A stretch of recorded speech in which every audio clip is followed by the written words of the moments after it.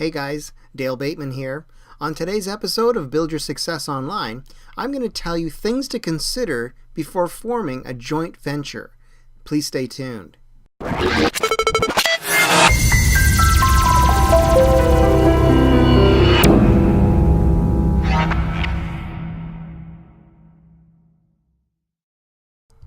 So there's lots of reasons why people might form a joint venture with their online business, such as, somebody who doesn't have a lot of experience could sign up with a joint venture with someone who does have some experience in online marketing, and they could pool their resources and their skills and expertise together and form a joint venture partnership and launch a product, for instance.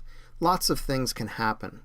But I want to give you a few things that you should consider before you form a joint venture if it's something that you're thinking about doing. The first thing is your goals. You have to have some goals in mind. Where do you want to take this? How far do you want to take it? Is it just a one-time thing? Are you going to continue to work as a joint venture together into the future? A lot of times it really depends on the first try at it to see how well you do. If you have a very successful launch of an online product and you're working with a joint venture partner, then maybe you can decide to do it again. But really have your goals in mind. And it's just as important as the goals that you set out for yourself with your own business. You should write it down and make sure you understand where you want to go and how successful you want to be with it. Okay, so that's number one, is your goals. And obviously, the person that you're thinking of partnering with should have similar goals in mind because you're going to be working together. Now, next thing, speaking of that person, is your potential partner. You should really look carefully at your potential partner with your joint venture and make sure that they are somebody that you trust, number one, someone that you perhaps admire in terms of their own business, how well they're doing. You don't want to necessarily joint venture with somebody who hasn't had any success at all. So be very careful with your partners. You could even check out to see if they've joint ventured with anyone in the past and talk to those people and see how that experience went for them. You have to get to know something about your joint venture partner before you get things started, because the other thing to consider is your personalities, how well you work together. If you're just doing a singular project, maybe it's not going to be too bad, but you still want to make sure things are done efficiently and you're not duplicating efforts by one person doing a task and then somebody else doing the same thing. So you have to make sure that you're both on the same page as far as who's doing what and your deadlines, make sure that those are clear, and so on. So really look into that joint venture partner themselves before you get started. Next up is the structure of your venture. Like I said before, is this going to be potentially a long-term thing? Is it just a one-off that you're going to give a try to and see how it works? What's going to be the product itself? Is it going to be an ebook? Is it going to be some software? Perhaps a WordPress plugin that you've developed, and you're going to get this joint venture partner to help you in terms of their experience. Maybe they've got a big list that they can promote the offer to. So you really have to set out the structure of your joint venture beforehand and make sure that you're both, again, on the same page and you're both working towards the same end result. Final thing, this is the most important in my opinion, is the terms of your agreement. All right?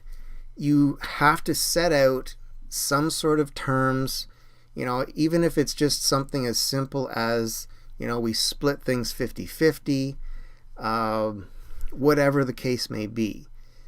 You really have to get something down, preferably in writing if you can, and make sure that you both understand the terms of the agreement that you have.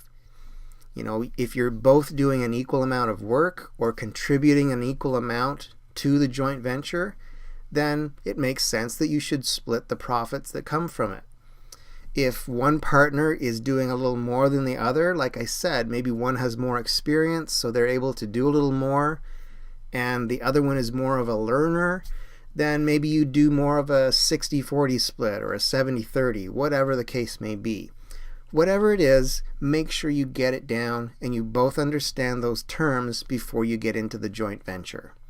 Now, guys, let me tell you, joint ventures are a great thing to try, and they can be very successful, especially if you're dealing with somebody who, like I said, has got a huge following and they have a very good relationship with their list, and people on their list tend to buy whatever they're promoting.